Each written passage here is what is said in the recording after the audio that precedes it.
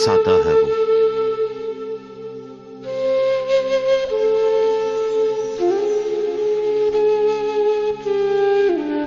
उसकी दुनिया मेरी दुनिया से सरासर मुख्तलिफ है, अलग है ख्वाब उसके।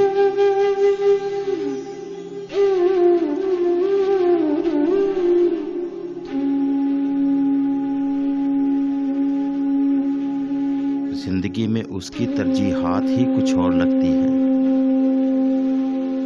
बहुत कम बोलता है वो।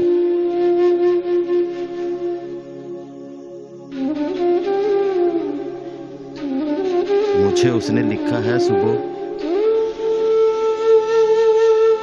मैंने लान में कुछ खूबसूरत फूल देखे, मुझे बेसाख्ता तुम्हारी याद आ गई।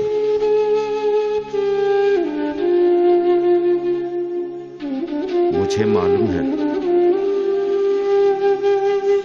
मैं उम्र के उस हिस्से में हूं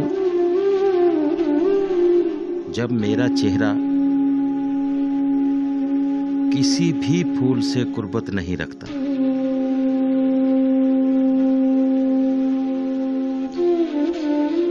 मगर जी चाहता है कि उसकी बातों पर जरा सी देर को ईमान ले आऊं।